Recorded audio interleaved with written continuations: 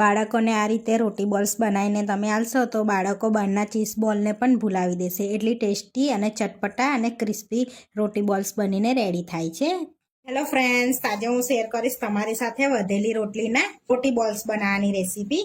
તો અહીં આગળ મારી પાસે 5 થી 6 વધેલી રોટલી છે, તો આપણે એનો યુઝ કરી લઈશું. તો તમે ફેંકતા હોય તો આ રીતના યુઝ કરી લેજો. તો અહીં આગળ આપણે બટાકા બાફી લીધા છે, તો 3-4 બટાકા મેં બાફી લીધા છે. તો મોટી ડીશમાં લઈ લઈશું આપણે એને. તો એને મેસરથી પહેલાં મેશ કરી લેવાના છે બટાકાને. એ રીતના આપણે મેશ કરી લેવાના છે સરસ એવા. તો અહીંયા આગળ મેશ કરી લીધા છે આપણે બટાકાને. હવે આપણે એની અંદર મસાલા કરીશું. તો સ્વાદ પ્રમાણે મીઠું એડ કરી દેવાનું છે, થોડું લાલ મરચું એડ કરીશું, થોડી હળદર એડ કરીશું, થોડો ગરમ મસાલો એડ કરી દેવાનો છે, ચપટી હિંગ એડ કરીશું, થોડા મરી પાવડર એડ કરીશું, થોડો ચાટ મસાલો એડ કરીશું જેથી ચટપટો સ્વાદ લાગશે અંદર. અડધી ચમચી આદુની પેસ્ટ એડ કરીશું, 1 ચમચી લીલા મરચાં એડ કરીશું, તીખા છે એટલા માટે. શેકેલા જીરાનો પાવડર એડ કરીશું, અડધી ચમચી, 2 ચમચી જેવા ધાણા એડ કરીશું. હવે હાથેથી આપણે બધું સરસ મિક્સ કરી લઈશું એને, તો એક રસ થઈ જશે. તમારે આની અંદર પનીર એડ કરવું હોય તો પનીર પણ એડ કરી શકો છો, અને રોટી ચીઝ બોલ બનાવવા હોય તો ચીઝ પણ એડ કરી શકાય છે. હવે બધું સરસ મિક્સ કરી લીધું છે, તો આની અંદરથી આપણે નાના નાના પહેલાં બોલ્સ વાળી લેવાના છે. આ રીતના જોઈ શકો છો, આ રીતના આપણે બોલ્સ વાળી લઈશું બધા. તો અહીંયા બધા બોલ્સ વાળીને રેડી કરી દીધા છે આપણે. તો આપણે જે રોટલી વધી છે ને એને એક રોલ વાળી લઈશું આ રીતના, અને સરસ એવી કટ કરી લઈશું. એકદમ આ રીતના પાતળી સ્લાઇસમાં એને લચ્છા તૈયાર કરવાના છે આપણે. આ રીતે એકદમ પાતળી સ્લાઇસ રાખવાની છે એની.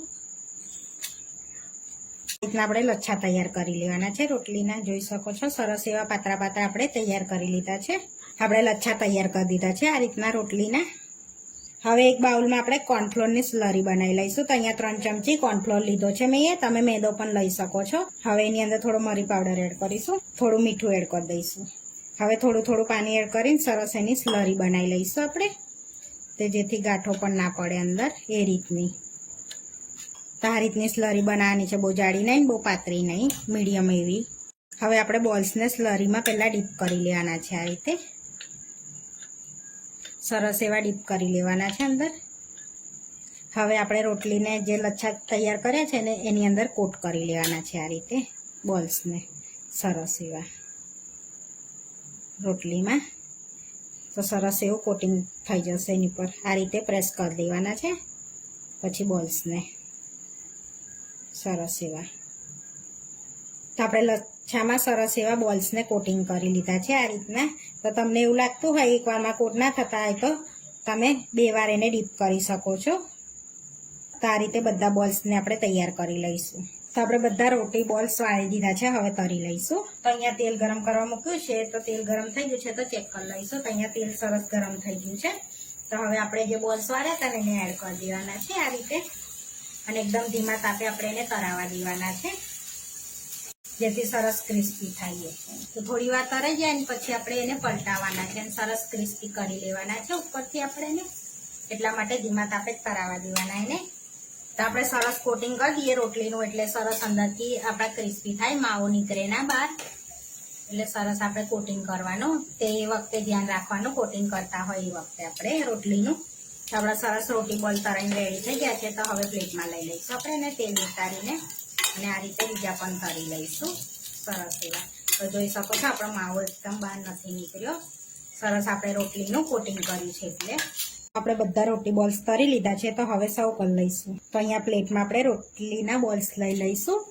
તો તમે આ રીતે હશે વધેલી રોટલીનો આ રીતનો ઉપયોગ કરવાનો.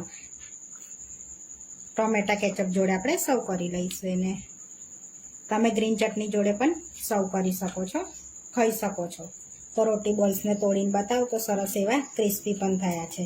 જોઈ શકો છો અવાજ પણ ક્રિસ્પી આવે છે. તોડીને બતાવું તો ક્રિસ્પી પણ થયા છે. તો આપણા રોટલી બોલ્સ બનીને રેડી થઈ ગયા છે. આવા વિડીયો જોવા માટે મારી ચેનલને સબસ્ક્રાઈબ કરો, લાઈક કરો અને શેર કરો, અને તમે જરૂરથી ટ્રાય કરો. ફરી મળીશું નવા વિડીયોમાં. કોમેન્ટ કરીને જરૂરથી જણાવજો કે તમને અમારી રેસીપી કેવી લાગી.